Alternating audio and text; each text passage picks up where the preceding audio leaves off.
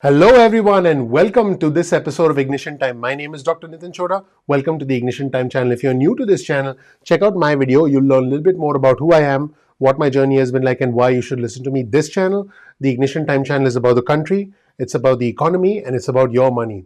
As you can expect, the Republicans, as well as, and this is interesting, some well-known business leaders. I'm specifically talking about Kevin O'Leary, the investor from Shark Tank. There he is. What's up, Kevin? Him and many Republicans are slamming. They're ripping apart the $1.9 trillion stimulus plan. In this video, I'll give you the details and I'll let you be the judge as to whether you agree or disagree with them. Let's start with the first segment from the Senator Rick Scott from Florida, the Republican, who has always been concerned about the excessive spending, the overreach, if you will, the liberal wish list, the blue state bailout, if you will, from the Democrats, as he puts it. Rick Scott says there will be a day of reckoning here, and he asks, how are we going to pay for all this? Now let's roll the tape. By the way, before we roll the tape, I want you to know that all the segments we are about to show you in this video have been sped up by 1.5x because we want to get through all the clips fairly quickly. So let's take a look at the concerns from Senator Rick Scott from Florida about how we're going to pay for this massive $1.9 trillion stimulus. Let's roll the tape and watch. So it's a done deal, it looks like, at this point. It looks like the president will probably sign it sometime this week. Are you thinking they have to be careful what they wish for here? Well, it's disappointing. You know, you're the last person on talked about bipartisanship. I mean, 10 of my colleagues went to the White House to sit down with President Biden and said, let's work together. We did 5 stimulus bills last year, all on a bipartisan basis, and they said, no, we're going to do it by ourselves. The Democrats did by itself. It was clearly not what the American public expected. It was not a focused bill, a targeted bill. We need to help the people who've lost their jobs. We need to help our small businesses. But no, it was a payback to New York and California. I mean, think about what they've done with these state bailouts. Our state revenues are equal to what the year before. We've already given our states $400 billion plus, and they just gave them another $360 billion, and they gave more to states like New York and California than states like my home state of Florida. I mean, it makes no sense how unfair this is to the American public. And by the way, you know what they didn't talk about? How are they going to pay for it? We have $28 trillion of debt. This is going to take our debt to $30 trillion. Right? They don't want to talk about how they're going to pay for it, and now they're going to want to go do an infrastructure bill. I mean, there's a day of reckoning here. You can't just raise debt. I mean, if you look, if interest rates are 1.6% the 10-year, that means just interest expense a year is like $480, almost $500 billion out of a federal revenue source of a little over $3 trillion. I mean, they're not explaining what's going to happen with inflation, which means if we have high inflation, the poor families, those on fixed income, see food prices go up. Oh, by the way, gas prices are already up because of the Biden administration. They don't want to talk about that either. So I'm very disappointed that the Democrats and the Biden administration did not want to do a focused bill that would help the American public. So we're going to keep working hard here. I'm optimistic about the future of this country, but I'm worried about higher interest rates, which will cause your mortgage to go up, your car cost, your car payment to go up. And we're going to possibly see inflation, which hurts our poorest family. Now, Congressman Devin Nunes, the Republican from California, he expressed some serious concerns about the $1.9 trillion American Rescue Plan. And he said this is a slush fund that has nothing to do with the pandemic. Hopefully you're subscribed to our channel. Hopefully you enable notifications, because I'm about to release a very detailed breakdown of exactly how this money is being spent. Because at the end of the day, this is your money and this is my money, because the American government gets almost all of its income from the American taxpayer, from you and me. Let's hear Congressman Devin Nunes, a Republican from California, complain about the fact that this is a slush fund for poorly run democratic states. It's a blue state bailout, and it has nothing to do with the pandemic. Whereas in reality, the previous 2 stimulus bills included a small percentage of the money for the vaccine distribution, just like this bill. The difference is this bill is significantly bigger and has more money for stimulus checks and unemployment benefits. He's not going to tell you that. He's simply going to call it a slush fund. Let's roll the tape and hear from Congressman Nunes. Senator Manchin and Senator Sanders and a range of Democrats in between just voted to support a $1.9 trillion package that is the most progressive piece of legislation in history. So I would say we feel pretty good about that. Democrat leaders cannot lose more than 4 votes if they want to pass this bill, because there is no Republican support for it at all. Joining me right now is California Congressman Devin Nunes. And Congressman, it's always great to see you. Thank you so much for being here. I want to get your take first on the stimulus bill. And I'll point out what Senator Ted Cruz says.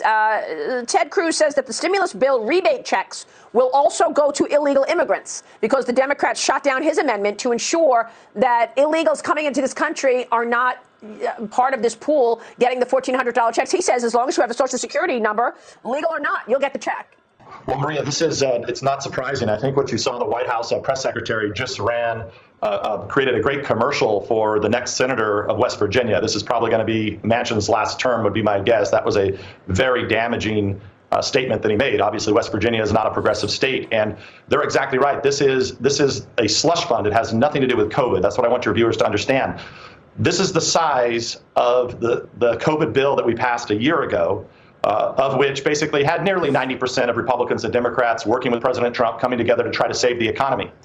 This bill has very little money in it for COVID, and then it also is money that's going to go out over the course of the next 4 years, and even some money even beyond that. So this is very similar. It's the same play call that Obama used in 2009, which was in the name of stimulus and saving the economy.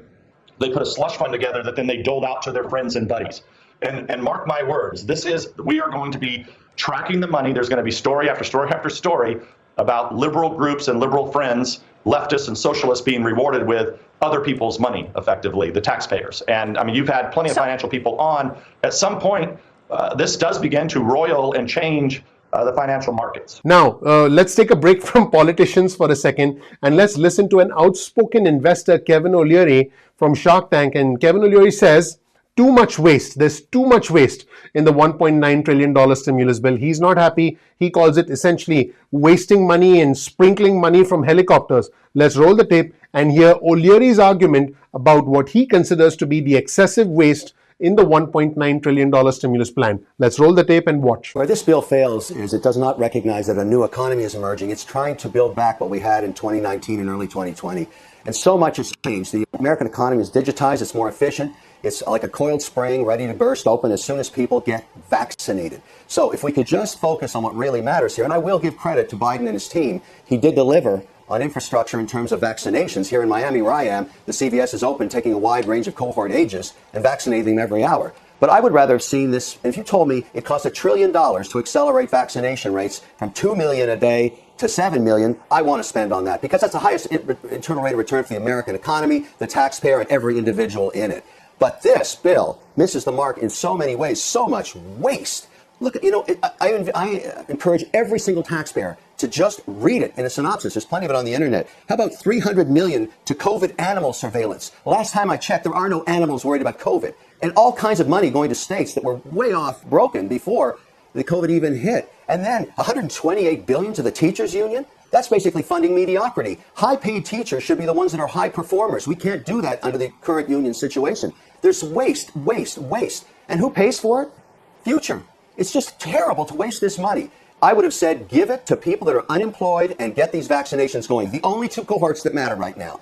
Don't fund the airlines anymore. Fund the employees of the airlines that are displaced by the fact that we simply don't know yet how many people are going back to business travel. We don't know yet how many people are actually going to work in the office. We have to let the economy stabilize before we fund it. Now, the Democrats, as you would imagine, are in favor of the plan. Let's hear from Congressman Tom Suozzi, who's a Democrat from New York, say that 25% of the people making under $45,000 a year are unemployed. And as a Democrat, you can imagine he supports the American Rescue Plan.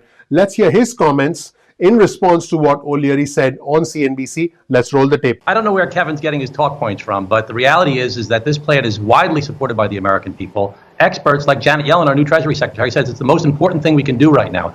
And you talk about giving money to the unemployed. This does give money to the unemployed, about $250 billion to the unemployed, about $350 billion to state and local governments that have been whacked, like my state of New York, that have lost so much in sales tax revenue because we got crushed so badly. We had refrigerator trucks full of bodies in our streets back in March and April of last year. $424 billion in $1,400 checks to families. Now, listen, I would like some of those to be more targeted than they were, but that's going to keep the economy booming. And we have to look at how cruelly uneven this pandemic has been. Some people are unscathed. Some people are working remotely. They're making money. Wall Street's going up. Online retail's doing great. And other businesses have been wiped out. 25% of the people who make under $40,000 a year are unemployed. So many people are just hanging on. If you saw 60 Minutes this weekend, it was unbelievable. People that are living in homeless shelters that have never been anything near like that before, who worked 2 or 3 jobs and now just can't get back to work because so many businesses have been closed. There is a new economy. Kevin's right about that. We're going to have to be ready for that. But we need to get through this very difficult time. And as the president said, we need to build back better. Most economists, like 90% of them, say the biggest mistake we can make right now is not spending enough money.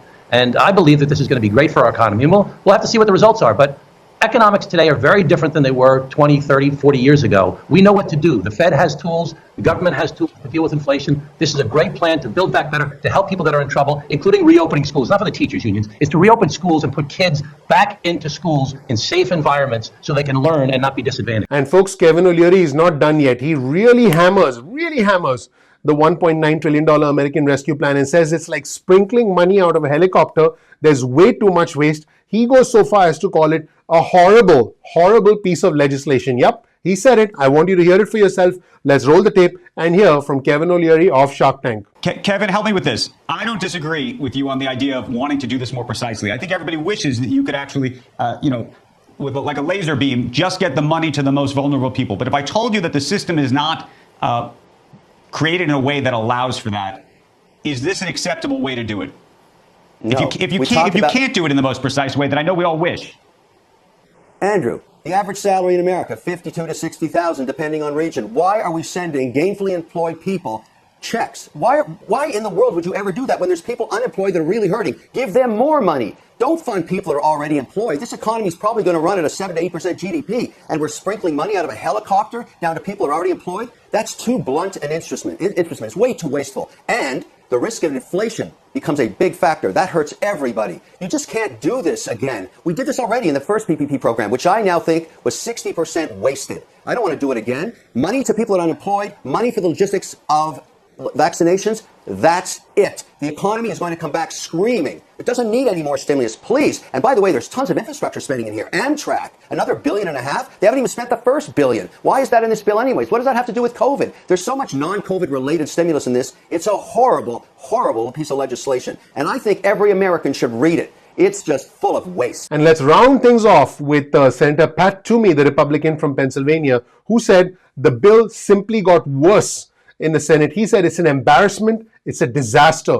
Strong, strong words from the Republican senator from Pennsylvania. Let's roll the tape and hear from Pat Toomey, the Republican. Let's watch. The stimulus bill, we've been talking about it all morning. Yeah. We've talked about it before. Did it get any more palatable for you at the final version? Let me be very clear. It definitely got worse. This is an embarrassment.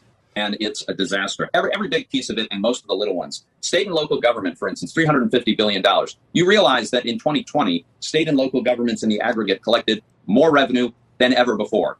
And that's not counting the $500 billion we sent them last year. Now we're told we have to send them yet another $350 billion. We hear that $130 billion so schools can open, except that there's no requirement that schools open, and only $6 billion of it is going to be spent this year. The other $122 billion is going to be spent in years into the future. There's reparations for minority farmers and ranches, irrespective of income or wealth. There's money for the National Endowment for the Arts, and there's earmarks of all kinds. It's a disaster. We talked about that, actually, and I don't know. You need some museums. Museums have had a hard time. We don't want to lose our culture, do we? Yeah, this is not about COVID. This is not about an economic recovery. Even the unemployment insurance plus-ups. We know that almost half of everybody who's unemployed will be getting paid more to stay home than they would make going to work. Well, how does that make any sense at all? The direct payments, the $1,400, the vast majority of those are going to people who never had any lost income. Why are we doing this? We're going to borrow or print $2 trillion and then send out a bunch of money. There's a lot of state governments, they're just going to cut taxes. They got so much cash. There's nothing else they can do. It makes no sense. That's it, everyone. Republicans and prominent business owners ripping apart the $1.9 trillion stimulus plan. My personal opinion, for me, it's not about the red or the blue. It's about the red, white, and blue. I'm not Democrat. I'm not Republican. I'm American. I personally believe help should go to those who need it the most. I do believe that the American Rescue Plan is helping those who need it the most. But unfortunately, there is a good degree of waste in this bill. If there would have been a way to further target the bill by eliminating some of the waste, it would have been better. But the problem here is perfection is the enemy of progress. We were running out of time because the March 14 deadline is fast approaching. We were running out of time because many of our fellow Americans are living on the edge. Many of our fellow Americans, specifically individuals in travel, leisure, entertainment, and hospitality, have lost their jobs permanently. Many individuals essentially are living hand to mouth and need money to pay rent, to keep the lights on, to put food on the table. Therefore, I think the Democrats did the best they could to balance the speed of the bill with the needs of the American people. And unfortunately, there was some waste thrown in. We didn't have a perfect bill. I don't think a perfect bill exists, but I would like your comments in the comment section below. Let me know what you think in the comment section below. Thank you so much for watching. I appreciate you. Please click the like button. Please subscribe. Please enable notifications. If you do that, I promise you I'll make it rain money. I'll make it rain money in your living room. Look right behind you. There's a $100 bill. It kind of popped out. It transcended the screen. Look behind you. Look behind you right now. Oh, well. See, you weren't fast enough. That's why it disappeared. But folks, seriously, thank you so much. I appreciate you and the way our country works so that you can understand the way our economy works. And by extension, you can manage your money better. Thank you so much for watching. I'm looking forward to seeing you in the next episode of Ignition Time. Take care. Bye.